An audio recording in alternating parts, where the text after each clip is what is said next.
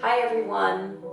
I thought I would put this together until we meet again.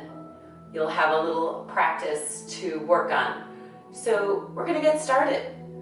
Go ahead and take your blanket, pillow, whatever you need for your head, and we'll come right down to our backs. Any lift to get your chin and forehead level, the spine underneath your head. We're just going to take a moment. Arms can be down by your sides, out to the side. And just close your eyes and tune right into that nice flow of breath. Just notice it, watch it, feel it.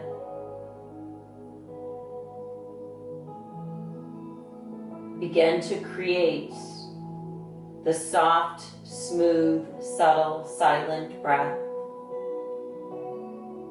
Place gently your tongue to the roof of the mouth and breathe in and out of the nose.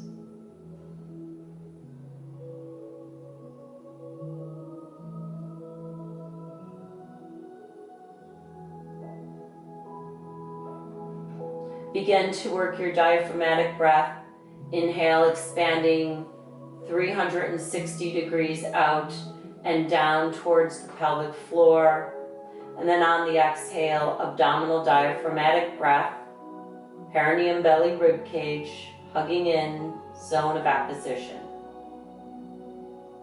So keep working that at your own pace. The inhale is the expansion out and down, and the exhale is that little hug, abdominal diaphragmatic hug. So that's a level of 1 or 2 out of 10. All right, let's just walk the feet out to the outsides of your mat and gently rock your knees from side to side.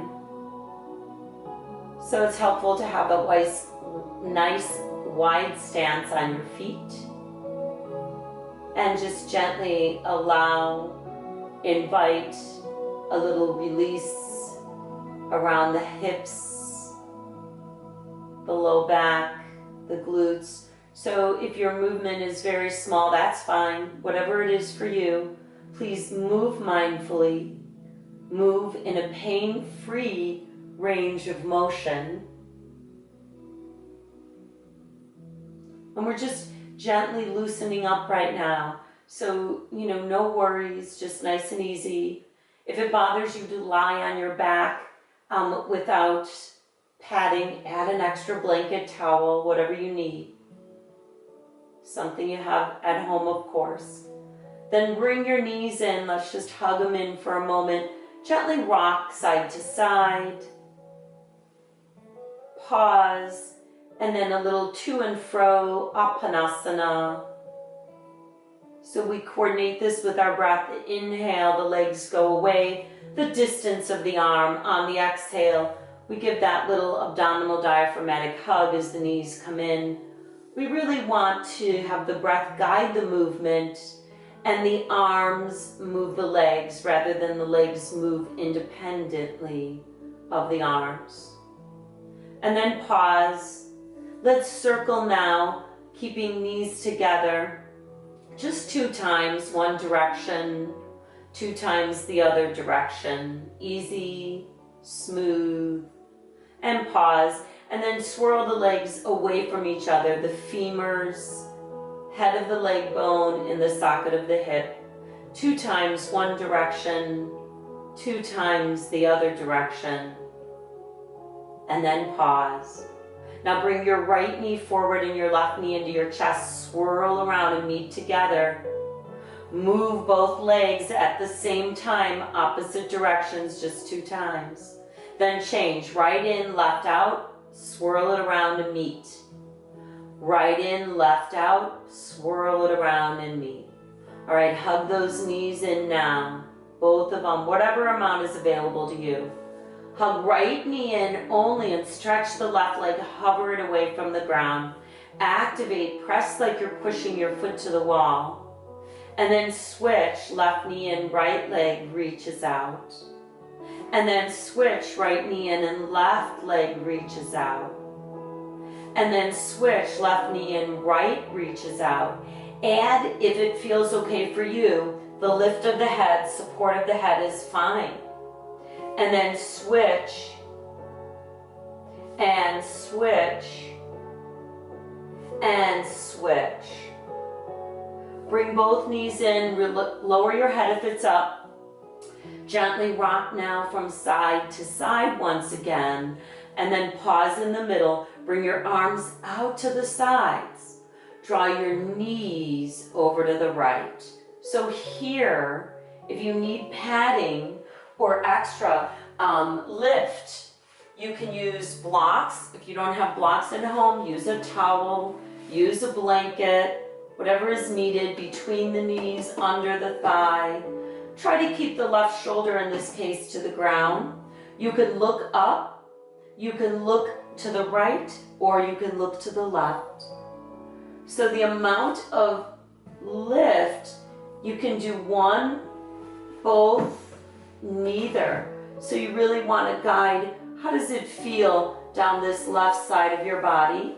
Drawing your knees as close up to your right arm, right elbow as you can.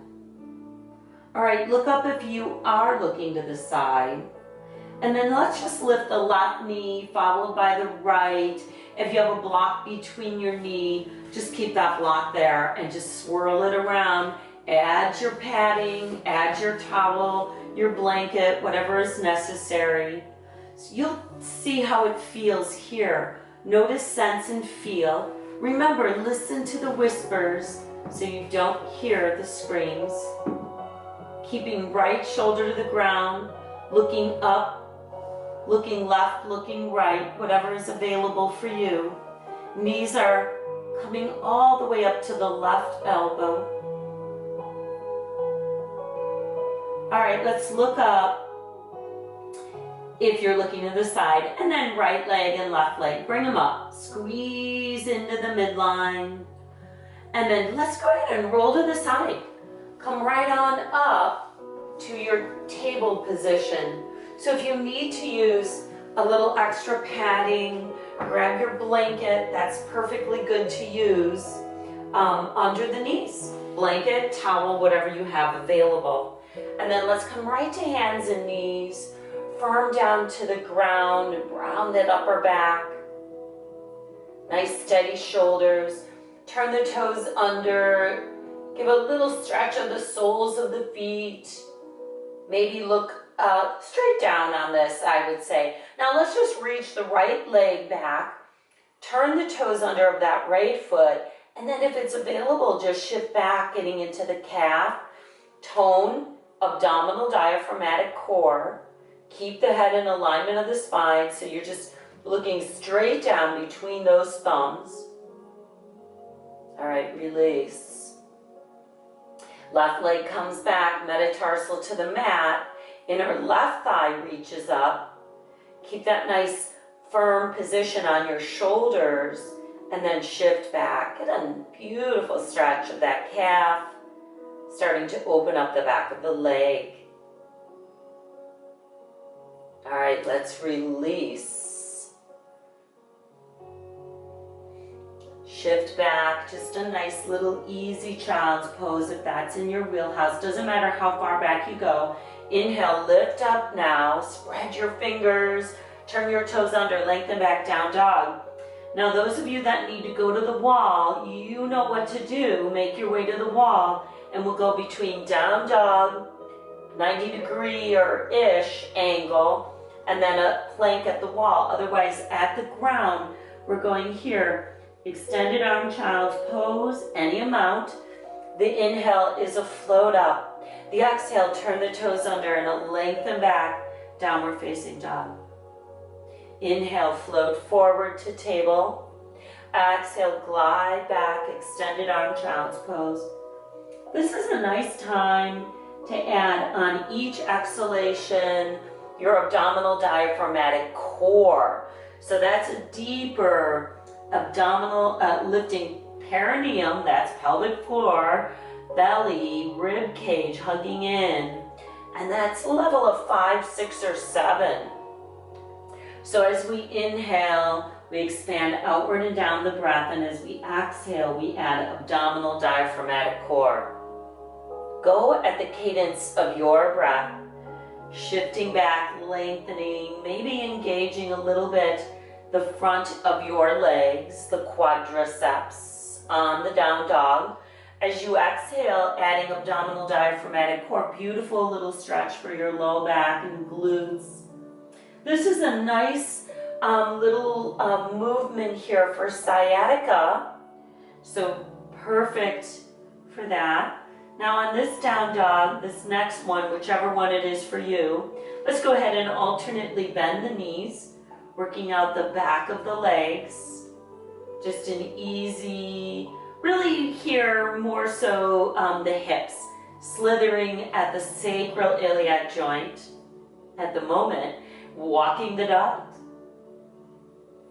And then shift one heel to the ground, firm down, lengthen back, try to get all the spinal length that you can.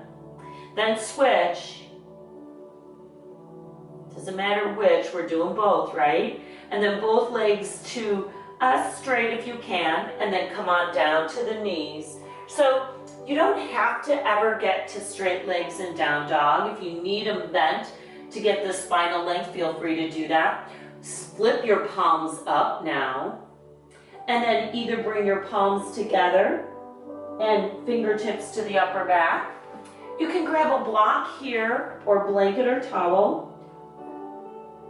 Rest your forehead on the block. Just the flesh of the skin drawing towards the hairline. Super soothing, calming position.